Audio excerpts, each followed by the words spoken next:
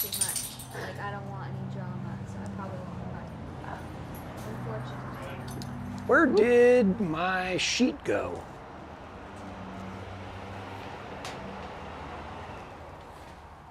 Some people can't hold themselves together for people's days. Yeah. Deb, who we got on so far? I don't even see it coming up. Oh, here it is. Okay. There it is. Good evening, everybody. We're going to give everybody a minute to get their notifications and get on to watch. We're obviously coming to you from a completely different location than our normal spot. So, Deb, who we got? Oh, let's see. We've got Stephen Horsch and Rick Harrington and Byron Roberts. Nice. Nana GenRight. All right. Terry Mode. Leaf Barron. Cool. Tyler Kane Johnson. Nice. Keith Ironside. Jennings. Of course. VB Tom. What about Kelly? Where's Kelly? Everybody says hi. Kelly's in jury duty today. Oh, so he's probably watching while he's driving He home. might be stuck in traffic. Yeah. I don't know. Poor Kel. Jeff Barnard, Mark Lawrence, Chris Goodenow. Nice. Everybody says hello. Ken Thanks, Cordray. everybody. Thanks. Anthony Paquette. We're obviously mixing it up here today. Anthony Alan Paquette. Alvarez. And Alan, all right. Alan. Delaware. Woo! We missed you out at the Hammers, dude. Thanksgiving. Come on. What's up? You get one more chance over New Year's. So, we are doing a secret run out there this weekend. Yeah. So, all right. Well, while we're getting everybody on, thank you all for joining us this evening. It is Tech Talk Wednesday, and we're happy to see everybody again. Thanks for joining us. As you know, it is December 8th. Wow, coming up on Christmas faster than we know. Of course, please like, share, turn on your notifications for all this stuff, whether you're watching us on Facebook or on YouTube. Don't forget to do that stuff. And then, by the way, did you guys know, this is kind of a new thing, that for the last, I don't know, 4 or 5 weeks, we've been dropping a brand new video every Friday on the GenRight YouTube channel. So make sure you've got your notifications turned on for that, and then you'll get to see all of our new stuff. We're doing a new video every week from now on, so at least one, and you'll be able to see those. We've been doing a whole bunch of product videos and all kinds of stuff, so we're just, now that I'm not doing Tech Talk twice a week, that gives me the extra time I need to do all the product videos. So hopefully you guys are finding those very informative as well. Today's Tech Talk is obviously coming to you from a different location. I was working from home today and had the JL here, so I figured, oh, this is a great opportunity to kind of give you guys an update on that and talk about that. Of course, I'm happy to talk about whatever subject you want, and just comment in, and Debbie's here to read those off to me. So I'm happy to answer those questions.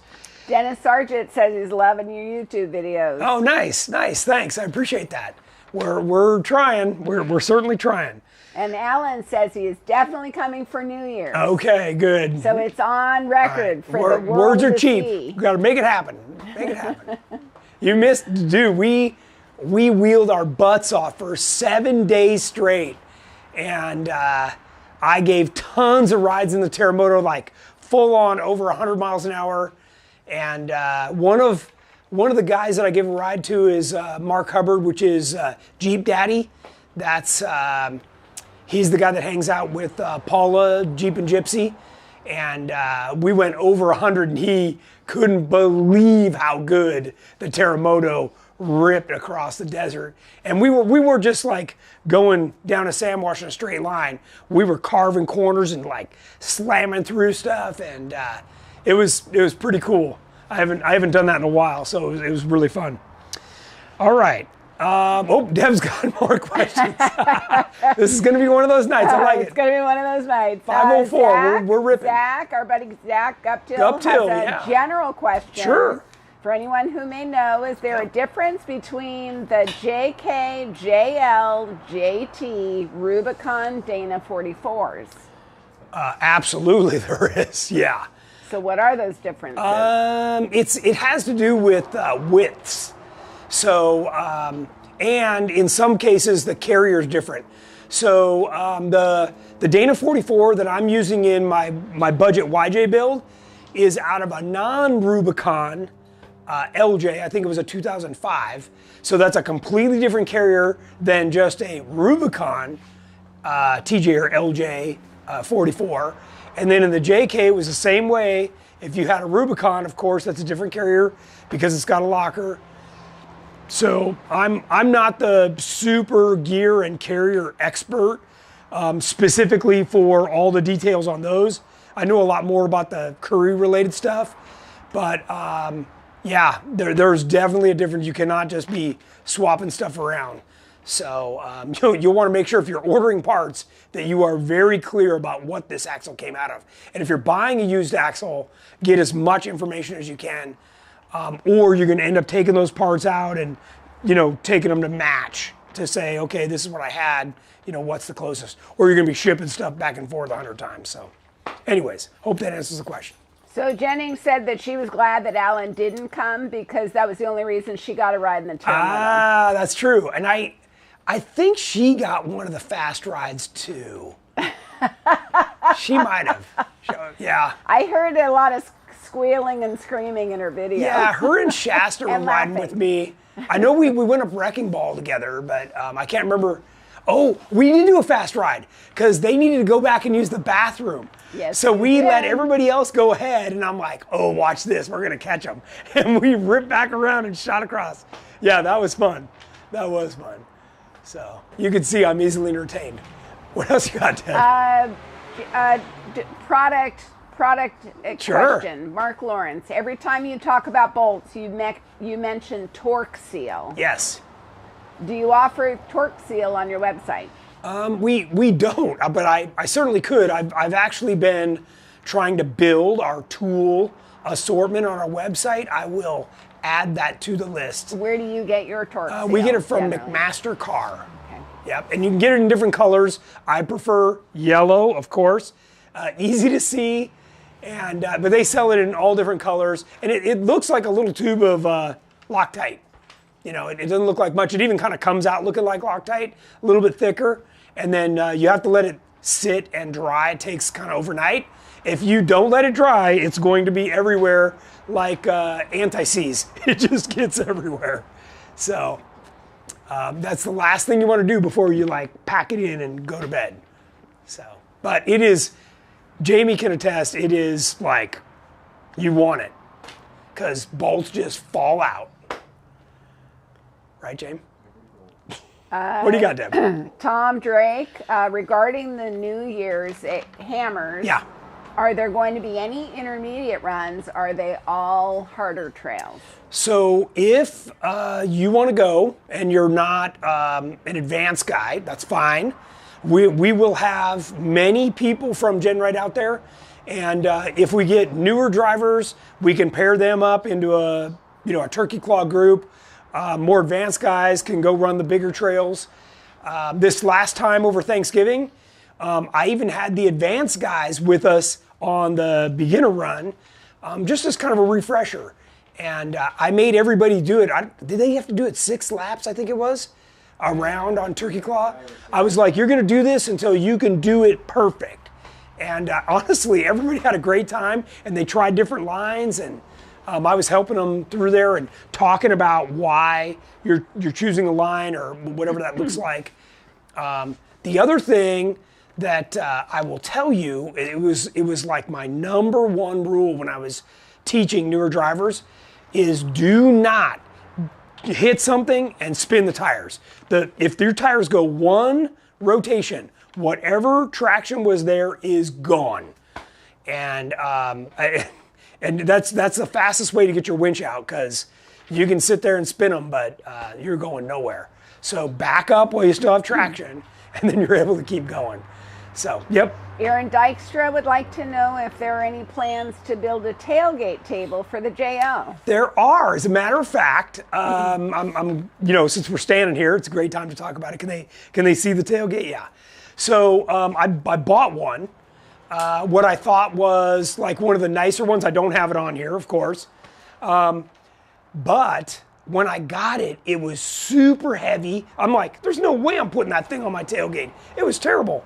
So we're actually designing our own, and we're gonna have a really nice one coming here shortly that is sturdy and lightweight. So this is all part of what I'm gonna talk about today too, but I'm happy to keep talking about all kinds of other stuff as well, because you know me, we're talking about my favorite subject. Donnie Torre, any estimate on the Scissor Jack release timeline? He's thinking about Christmas. Okay, well, so I got this out. Can you see? Yeah, I got this out today because I knew this was going to come up, and what we did was we sourced a couple of different scissor jacks.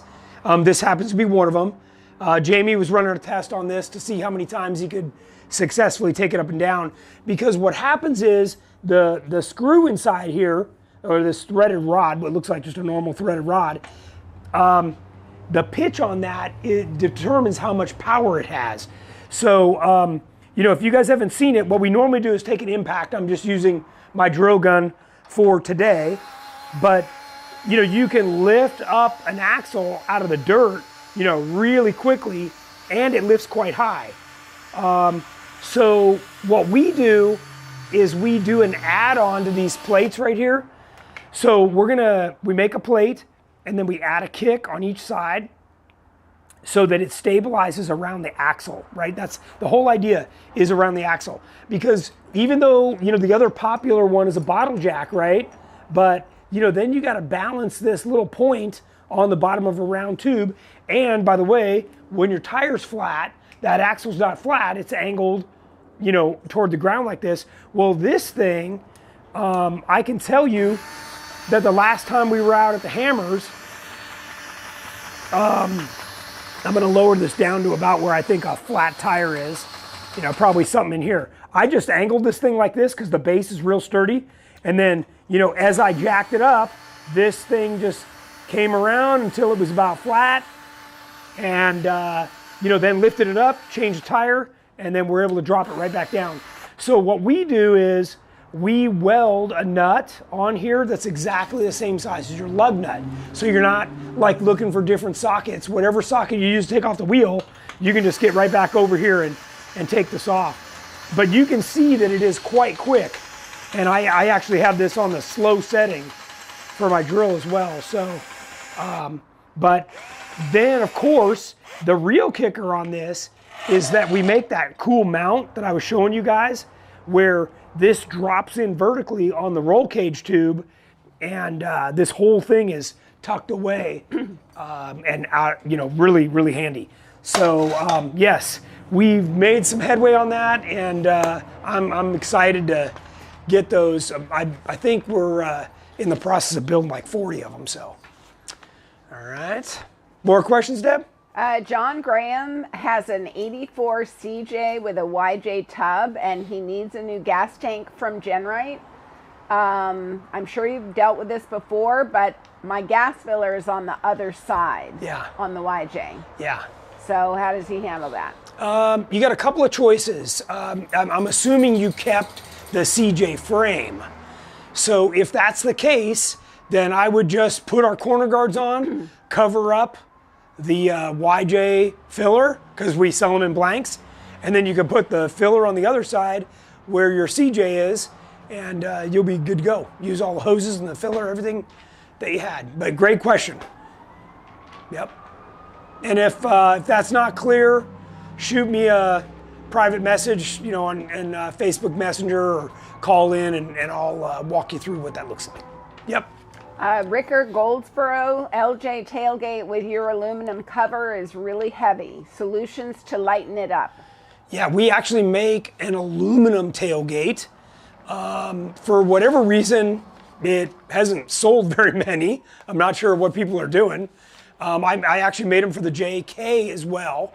It's what I'll have on the Terremoto if I put a tailgate back on.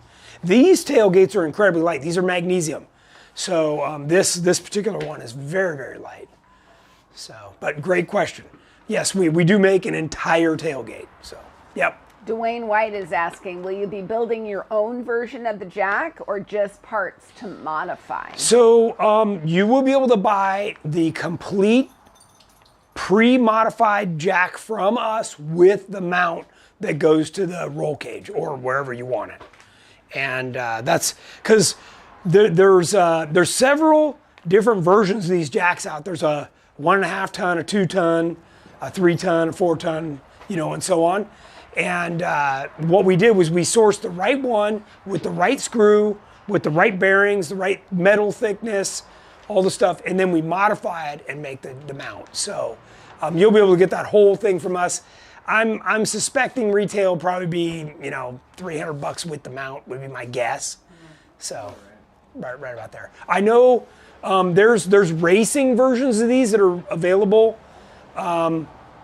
In chromoly, not with a mount, and they're over $800. So they can be very expensive. So, yep. And I like these a lot better than a lot of the other solutions. It's just a small package. So, I don't know. Again, I can run anything I want. That's what I'm running. So, what else you got, Deb? Zach Guptill, NP231, out of a TJ, isn't liking going in and out of four-wheel drive. I wouldn't call it a grind, but it's catching. Felt like it wasn't coming out of 4 high to 2 low at first, despite the handle moving. Linkage looked good at a glance, but I know these go out. Anything else I should be aware of? Yeah, absolutely. Shifting a transfer case is probably the most misunderstood and messed up thing I've seen any person in a four-wheel drive do. Almost every single person gets it wrong. The whole thing has to happen where you need to slow down the walking speed. Do not come to a stop. I cannot say that loud enough. This is like you spinning the tires one rotation in the rocks. Do not come to a stop, okay? I don't care whether you're going up to high range, down to low range, do not come to a stop. I can't say it enough. Then you apply pressure after you've gone into neutral, right? The transmission is in neutral. Then you apply a steady pressure. Don't yank on that thing. Don't do any of that stuff. And it'll shift like butter every single time. Okay, the trick is when you come to a stop, all the gears just, that's it. Plus, a lot of time people aren't paying attention and they're slightly turned, or the whole chassis in your Jeep needs to be relaxed, like let all the gears settle in, and that's how it's gonna shift easily. So I've done several videos of these. If you're not familiar, go over to our YouTube channel and I show you how easily these transfer cases shift. So I know every time somebody rides with me, I can go through and shift, and they look at me and they go, "What'd you just do?" I'm like, "Oh, I just went from high to low, low to high." They're just baffled like how fast and smooth it can be done. So, and by the way, the more high performance the vehicle is, the worse the shifting gets because the transmission has no true neutral. The absolute best is a manual stick shift transmission, because when you go to neutral, nothing's spinning, man. That transfer case will shift easy, super, super easy. So just don't come to a stop. What else you got? We've got several viewers that have expressed interest in the scissor jack. Richard Jadlowski asked if he could be put on the list. Yeah, so do you have a list going I in do. the sales department? Yeah, call in, talk to Jeff tomorrow, get your name on the list, and by all means, you'll be... and probably important to get your name on that list because the first batch is going to be gone. They'll go quick, yeah. And that will be one of the tools in our new tool area on the website, so yeah. What else you got? Heath Ironside, how do you prefer your aluminum bumpers and fenders if you want to leave the finish raw? Do you clear coat or leave them raw? Leave them raw. So one of the things that we do, and I don't talk about this spec because I don't want our competitors to know, but we use a marine grade aluminum so that whether you live in Hawaii, like right on the ocean, or you live in Colorado or California, you don't have to worry about the finish on the aluminum. If it dulls up, you just get one of our burgundy Scotch-Brite pads. You can run over it really quickly and it'll shine right back up like the day you bought it, which we sell on the website as well. And Heath is also reminding that they put the brine on the roads. Yes. The salt brine. Yes. So will the raw aluminum hold up to the salt brine? So, you know, it holds up as well as anything else on your Jeep. I know for a fact, you know, you don't get under there and power wash the brakes and all that. Like, it all looks like it's 50 years old in no time. So I would say our bumpers and fenders are no different than anything else. Get that washed off as soon as you can. The good thing is that aluminum is very corrosion resistant as it is. And then on top of that, the grade we use is really good. So all those factors combined, and then you can reshine it. So the downside with clear coating it or powder coating it clear is that will start to peel. And sometimes it also gets kind of cloudy and it has this like not great look to it. So I really I like to just leave it natural. That way if you scrape it on a rock or a tree or something, you can get back in there and file it and sand it down and brush it. Give it that brush finish again to make it look like brand new. So sorry, I was at a loss for words, but you saw my hand. What else you got, Deb? Zach Uptill, I was always told to stop to put your Jeep into 4 low. Is that not the case? You were ill-advised. Ill-advised. And when I say, remember, walking speed is like 3-4 miles an hour. Very, very slow. Okay. Tina's watching. Nice. Cameron Harris is watching. Nice. And Zach, on that transfer case, try it my way. If it works, great, use it. If it doesn't, then you're no worse for the wear. Go back to your old. Yeah, I mean. Terry Witt says hello, by the way. Cool.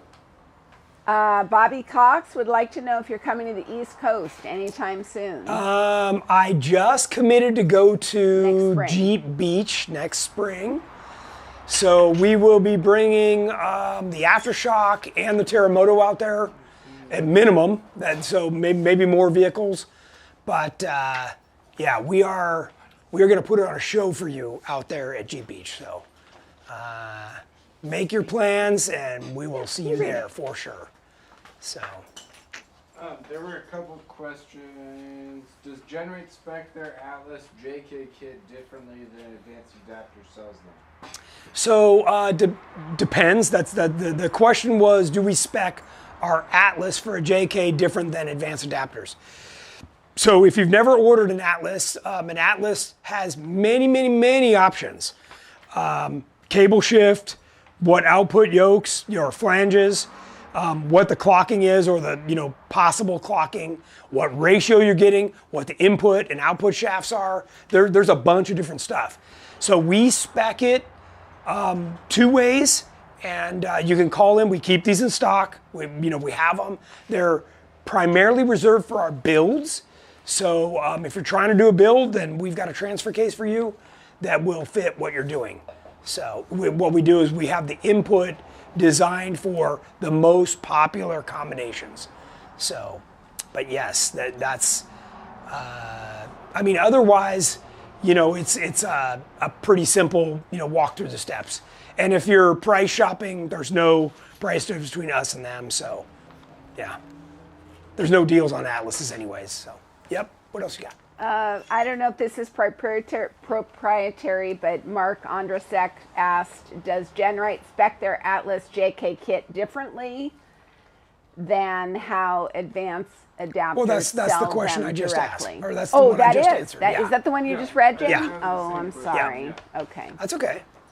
I just didn't see it Deb's at first. busy over there reading all the questions. I am. No problem. No problem. And guys, you can always, remember, we answer the phone. Call in. Our phone number's like right on the homepage of the website. I know you can Google GenRight as well and it'll come right up. So, yep. Chase per year. What soft uppers work with the JLU half doors? None yet. We designed those doors before anything was even available. So we're probably going to end up building our own. So just one of the 10 zillion projects I got going. Yep. Willard Hall. If a Jeep TJ is it a deal breaker if the torque box has rust? If the torque box. On a Jeep TJ, is it a deal breaker if the torque box has rust? Is he talking about the torque tube in the front? Maybe? I don't know. Just tell you about transfer case. I mean, rust isn't great, but I don't know.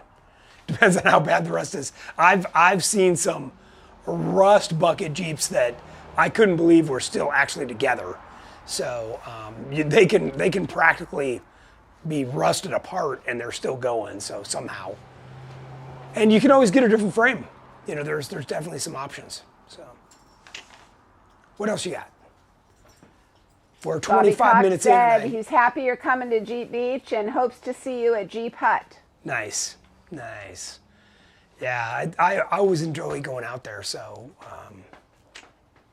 looking forward to it. Yep.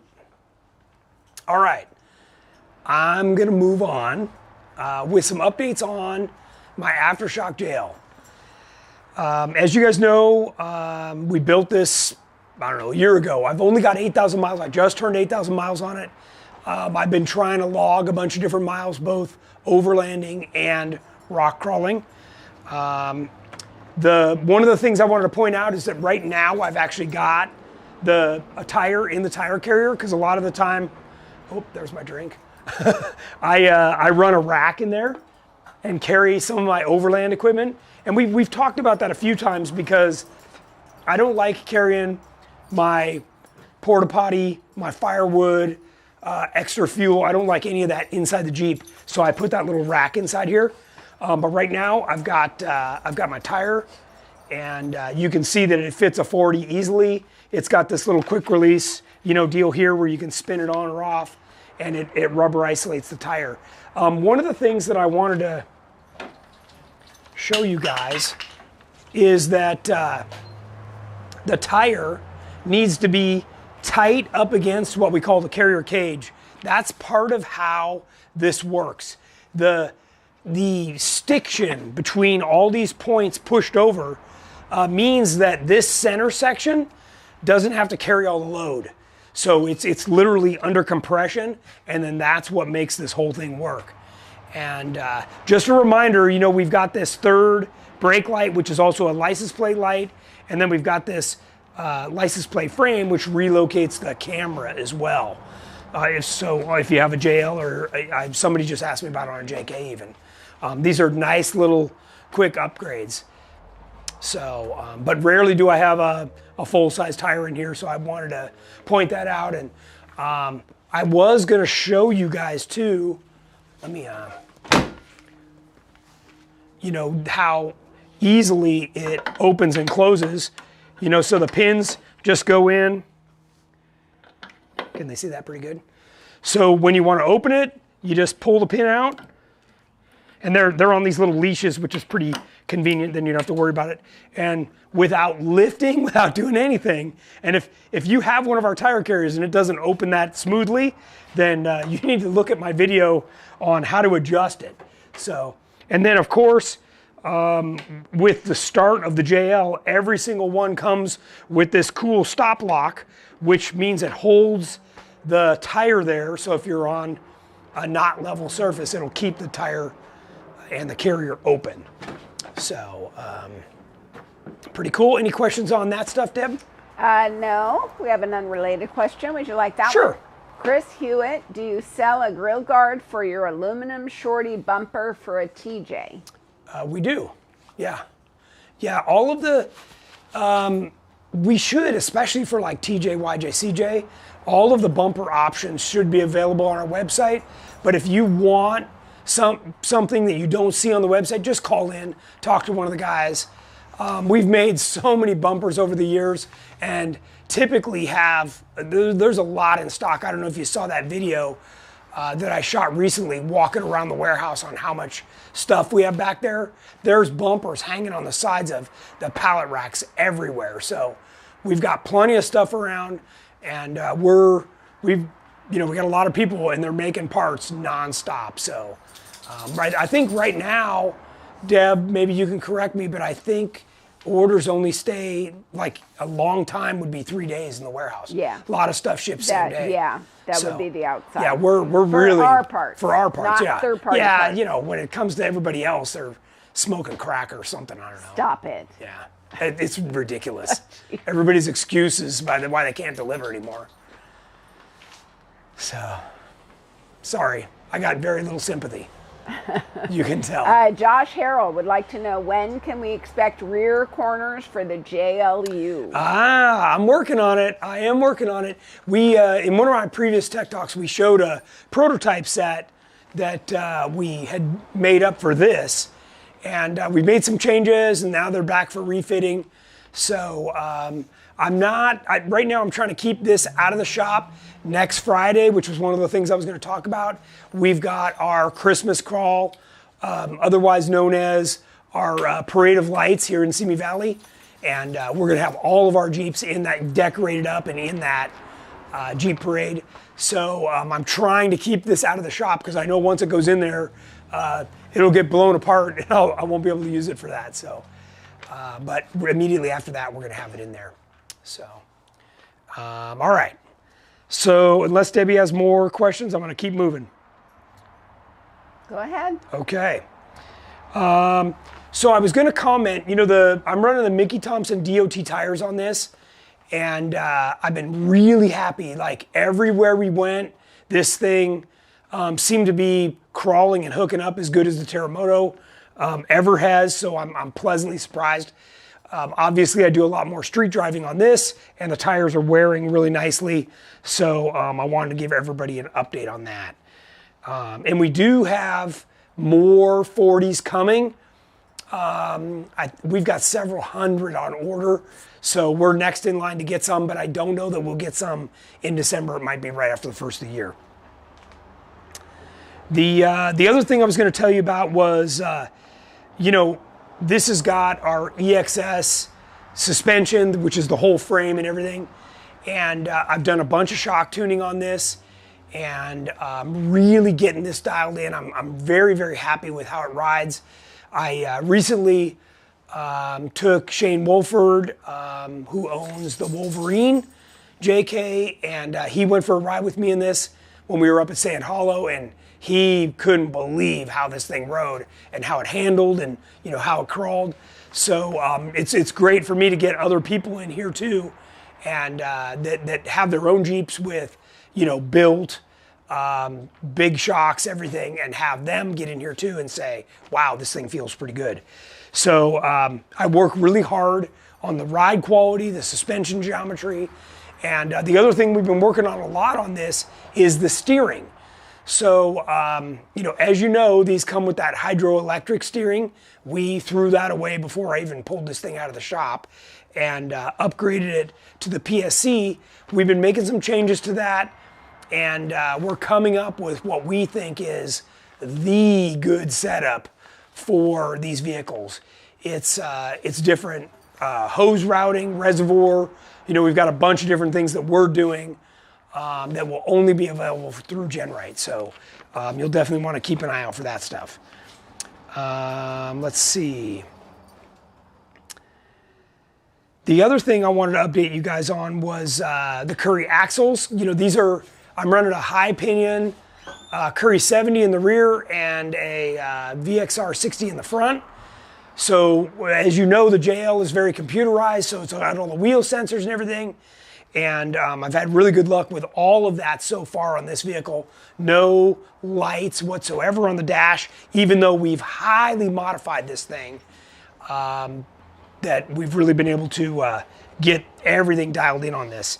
And I'm super happy about that. And of course, getting power to these axles is our JE Reel drive shafts with the 1350, so they're the larger U-joints. It's the same thing I've run on the Terremoto in our race cars, and Jamie's run on the Growler, and that 1350 Neapco joint is really the hot setup, so we're happy with that. Obviously, you guys have seen that you've been looking at this picture for a while, that I've got this all set up for overlanding. I've been doing a bunch of different things on this.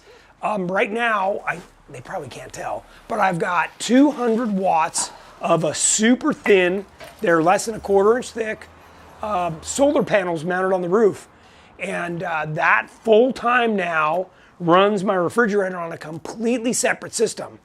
And part of it is that I've got this little box that's called a Goal, it's made by Goal Zero, and it's a Yeti 500. And this little guy, not only does it have 12 volt power, but it's got built-in USB charge ports and a built-in inverter. One of the things that I really like about it is this display telling me how much power is going in and how much power is coming out and what my reserve capacity is. So the solar setup is routed through this little guy. And right now I just have this temporarily set up because I'm changing it. I'm trying to kind of find the sweet setup.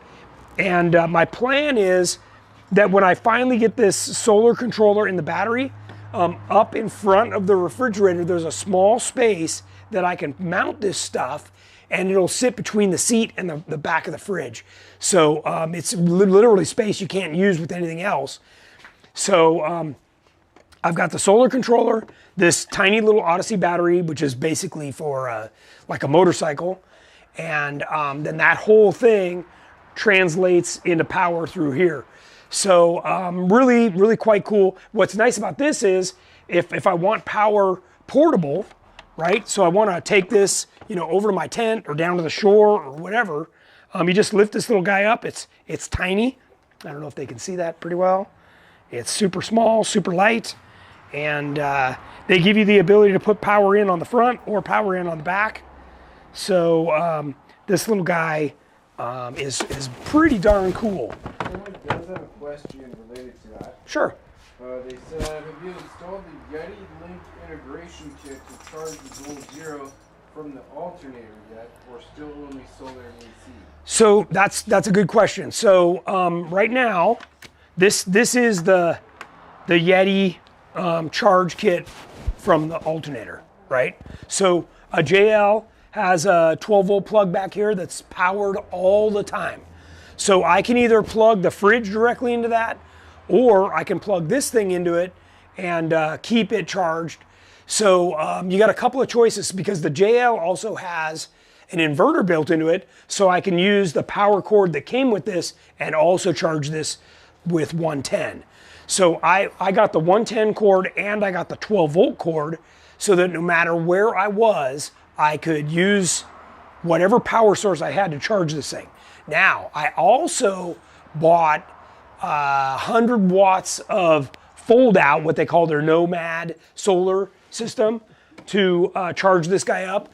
But what I found was the fridge used slightly more power than even though, solar panels are rated for 100 watts, they don't put out 100 watts, they put out like 60. So these 200 watts on the roof, I've been noticing are putting out like 120, 130 watts of genuine power that I'm able to feed back in and charge.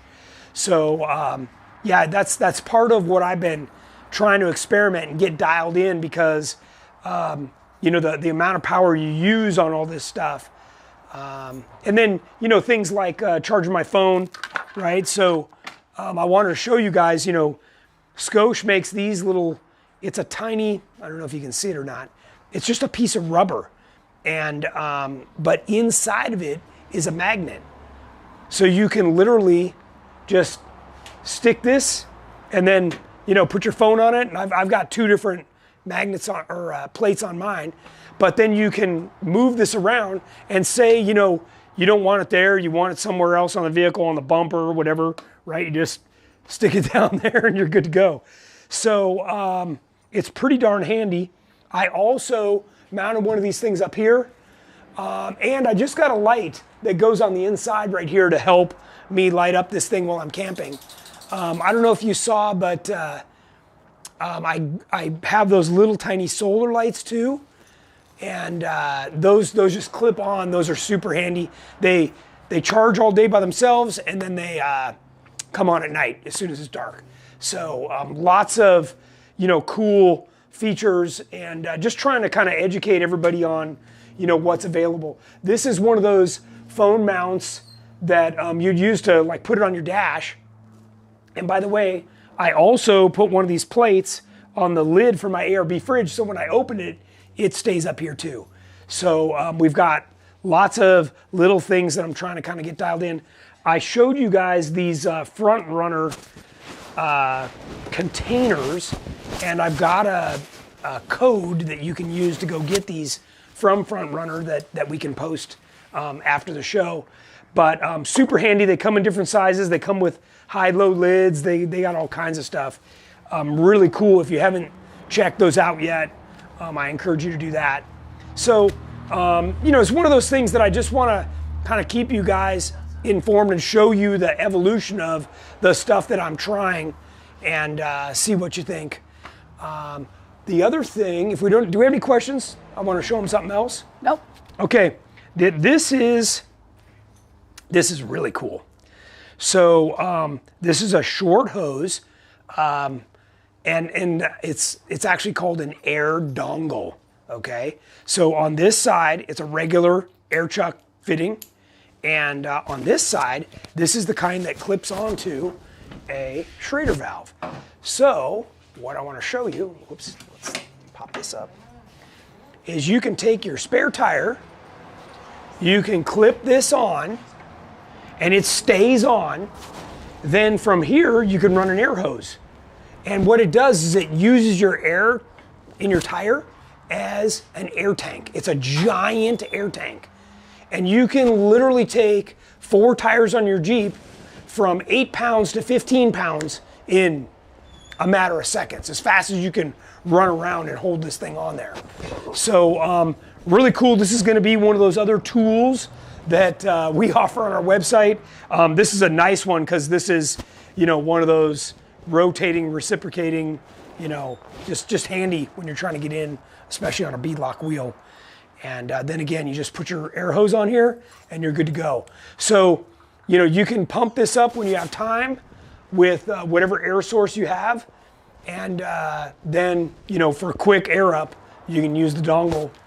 This is great because you can also seat beads. There's a lot of things you can do with this that you can't just do with a standard air pump. So I just wanted to give everybody the lowdown on that. Any questions? Deb? Nope, not yet. James? Nothing right now. Doing okay? All right. Let's see what else we got here.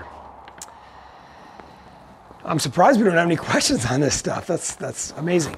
Okay, so next events. We're down to like the last 15 minutes, so I'm gonna rip through. So if you guys have any questions, guys or gals, get them in. I'm here to answer them. Next events, our Christmas crawl next Friday. Then we're out at the Hammers between Christmas and New Year's. If you're planning on coming out during that time, you may get a glimpse at Jordan's new car, his new Ultra 4 Unlimited Class car.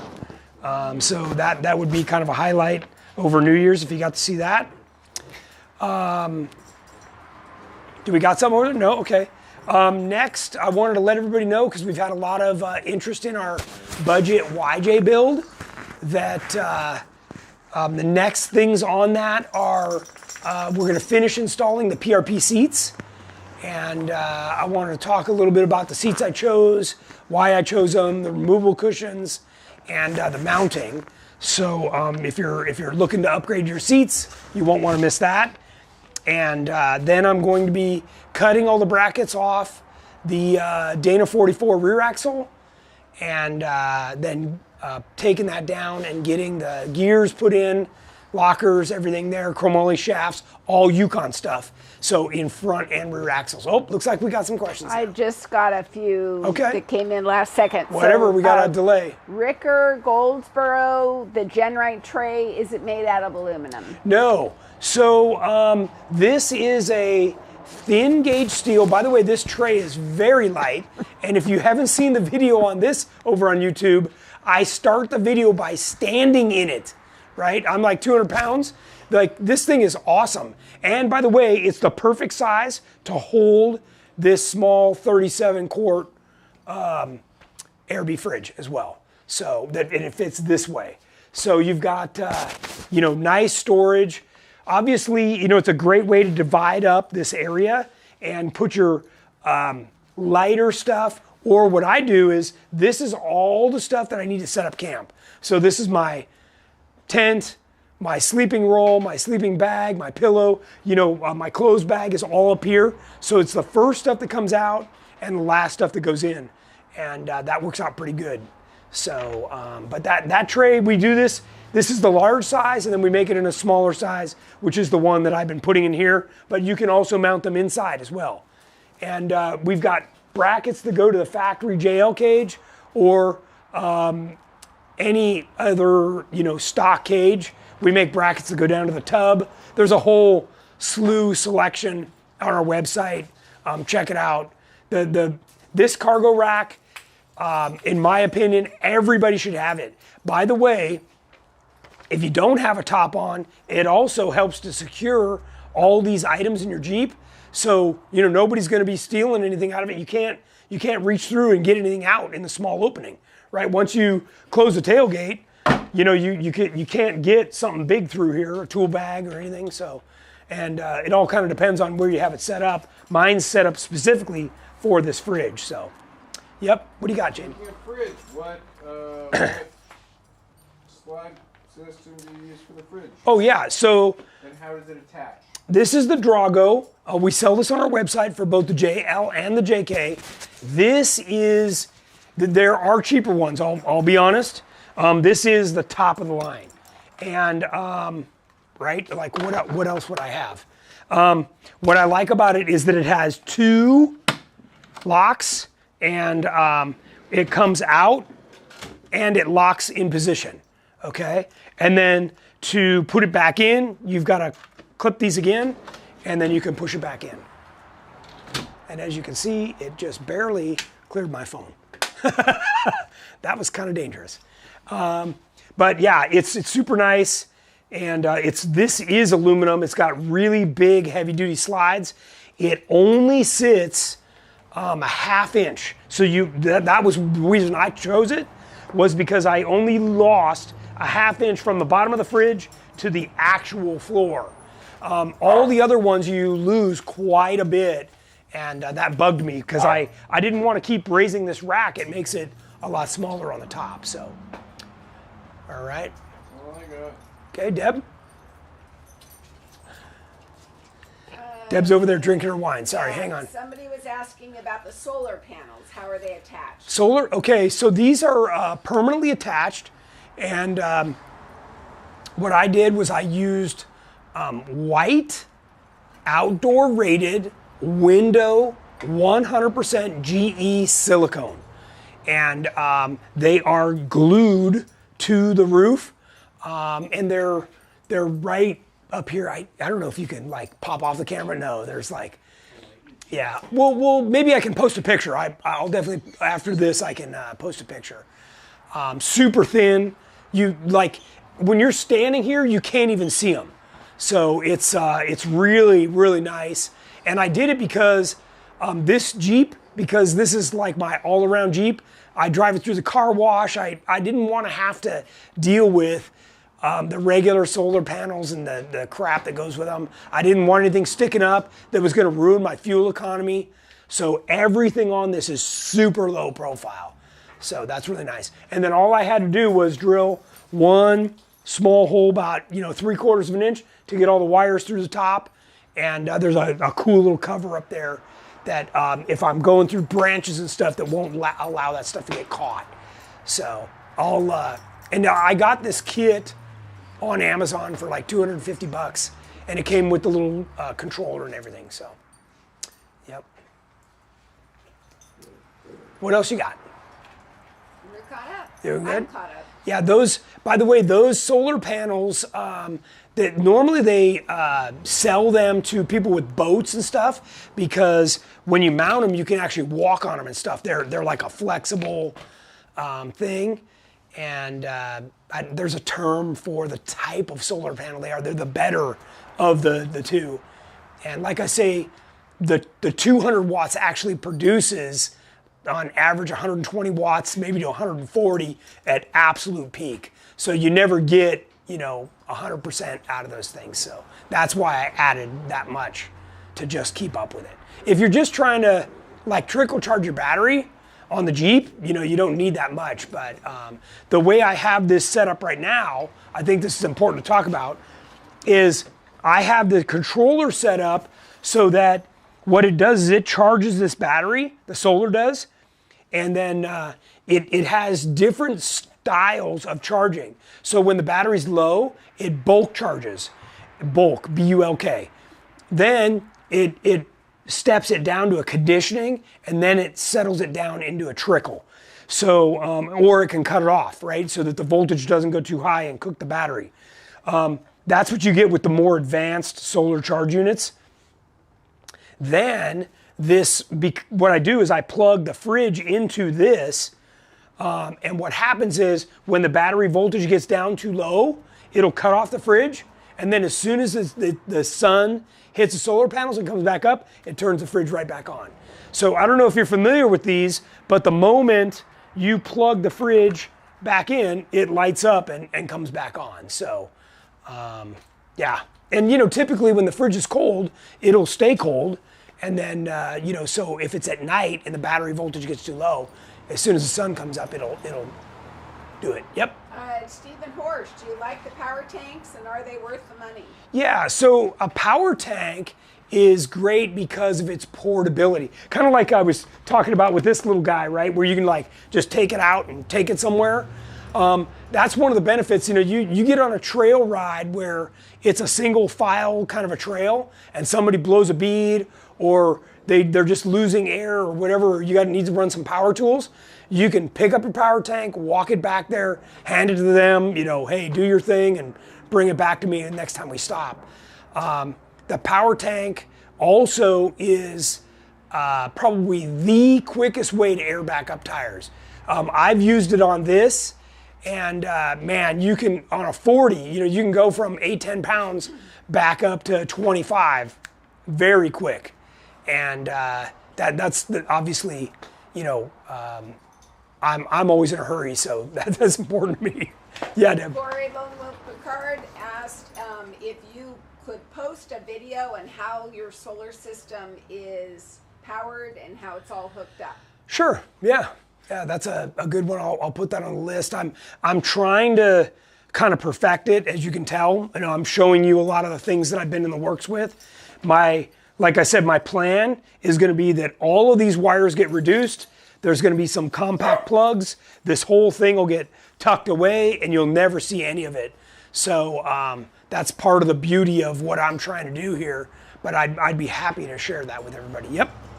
Zach Guptill is asking if we'll have a vendor booth at KOH. We probably won't. KOH is a incredibly busy time for us. And we've never had the luxury of everything running smoothly on any one of our race cars. So I gave up on vendor booths a while ago. But we do encourage people that are there at KOH to come into Hammertown and come to our pit garage. And that is where we work on all the race cars. It's where we feed our team. It's a giant undertaking. We've got 50 people there to operate our race car. And I think you'd be amazed to see what goes into it. And then You would also greatly appreciate when I'm talking about stuff to do with this Jeep and suspension and wheels and backspacing and scrub radius, you'd really understand like that we know what we're talking about. So after you see the race car. What else you got? Miles McKenna asked, how much space do the solar panels take up, and do you think they'd fit on a JT? So I was just thinking, do I have a tape measure here? They're not very big. There might be one right there on the bench. But I want to say they're about so long and maybe so wide, so maybe 18 inches wide by like 36 inches long would be my guess, each one. And they're really nicely made, and they come as a whole plug and play thing, so it's pretty easy. And I can post a link to the ones that I bought, and maybe people, could check it out too. So, yeah, it's a great solution. And even if you don't permanently mount them, I forgot to tell you, this is like what I think is the coolest part. So I put these 200 watts on my hardtop. Obviously, you guys have seen that I take this top on and off for when I want to go rock crawling. So as soon as I put in our roll cage, the GenRight roll cage, I'm going to put my aluminum roof on, and I'm going to put the solar panels on top of that. So whether I have the top on or not, it will still be charging all my stuff. So, because right now, this fridge stays in here all the time, stocked, running.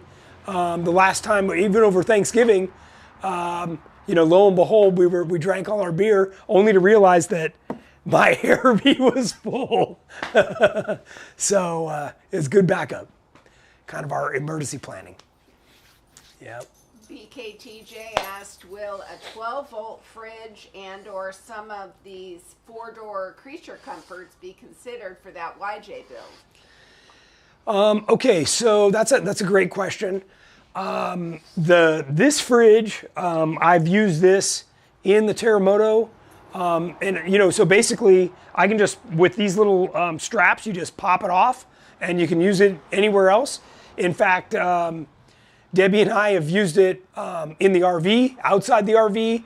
We use this little fridge all over the place.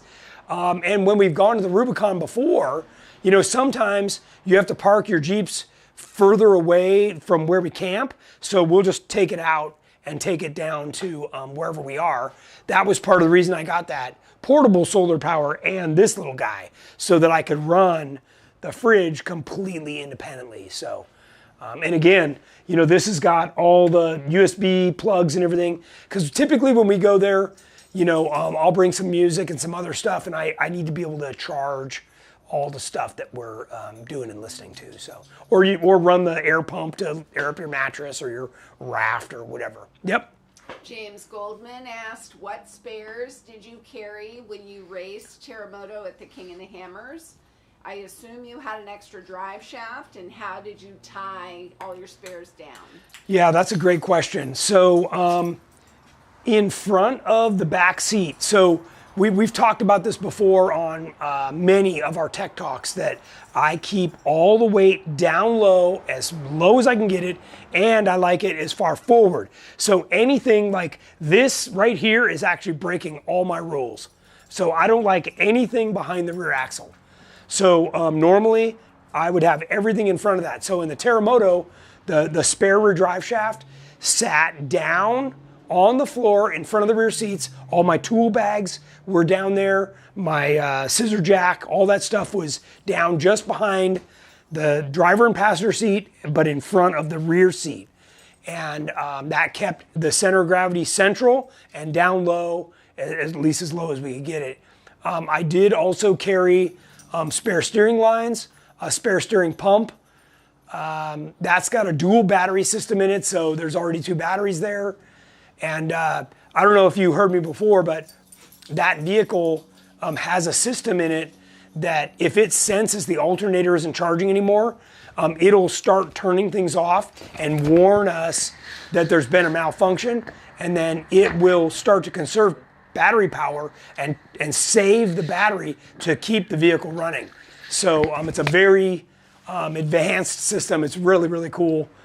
And I wish I had that in all my vehicles because it's just crazy reliable, and it's kind of a mil spec kind of a thing. It's really, really durable. So anyways, I hope that answers the question. But I did carry a spare during the race as well.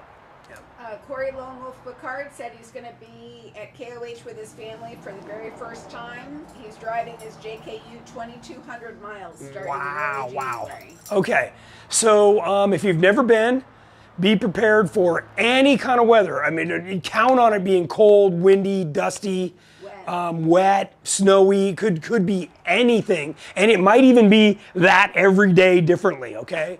If it's anything but that, you'll be pleasantly surprised. So bring, hats, gloves. I mean, once the wind blows, man, even if it's only, 40 degrees, it's going to seem like 20. So definitely be prepared. Little, warmer pads. Yeah, if you're planning on camping, man, you better, be able to camp like you're going to the North Pole. Like you better have some warm stuff, or you will be freezing your butt off. If you're renting an RV, that's even better. Or if you're doing like an Airbnb nearby or a hotel or something, just plan. There are so many. There are, 100,000 people there, and they're going in and out of Boone Road every day. It's a traffic jam. So I advise that once you get there, you plant your butt and you stay where you are, because moving in and out is not great. And by the way, fuel is 25 miles one way, okay? So that means a 50-mile round trip. So you don't want to be leaving every day to go get fuel and stuff. You're going to be burning it like crazy. So these are all things that I don't think it says anywhere else, and until you've been there, you won't know. But yeah, you definitely need to be 100% self-sufficient. So there are some other services and stuff out there. Like you could pretty much eat breakfast, lunch, and dinner off the vendors there on the lake bed, but I wouldn't count for anything else. And cell services, sketchy at best. So. 6 o'clock, I have one last question. Okay. How long will the ARB fridge last before it kills the battery? No, so right now, yesterday was cloudy, rainy, and this is the lowest I've seen my little guy at 56%. So what'll happen is, as soon as the sun comes back out, that baby will crank right back up to 100. So this little guy is able to keep up with it and never shut off. So we're doing pretty good. But my little system here is working out pretty good. So now what I got to do is I just need to refine it and keep getting it better and smaller and more plug and play. A lot of this stuff is hardwired right now, so I want to make it more plug and play as we go. So. I'm excited about it. I love this stuff, and the more I can do, I don't know if I showed everybody. I've got all kinds of lights and stuff that when we get to camp, that I can hook up. This guy, yeah. So I've got this is on a long cord, and I just have it set up on a cigarette lighter. But you can clip this thing or put it underneath the vehicle. I mean, it's a ton of light, and these are super handy. And I put these little tabs on it so I can set it on something or whatever it is. And again, I've got solar lights. I've got these lights, just all kinds of stuff that I've come up with, and I've showed them on different tech talks before. And again, this is all my tools, everything in these 2 bins, including fluids, everything I need, spare power steering lines, like all my normal stuff is right there, done and ready to go. So, and those babies are locked down so that they're not going to go flying around either. So, pretty cool. And man, we've burned through an hour awfully quick. As it's always a pleasure having you guys tune in and watch, and hopefully I was able to share some good stuff with you guys. We will be back. I'm probably going to come to you live from the Hammers this Friday or Saturday, and then of course I'll be back next Wednesday for another tech talk. Back at the shop, I'm sure we'll be covering stuff on the YJ build again and answering any of your other questions. So until then, Everybody stay safe, have a good weekend, and we'll see you next week.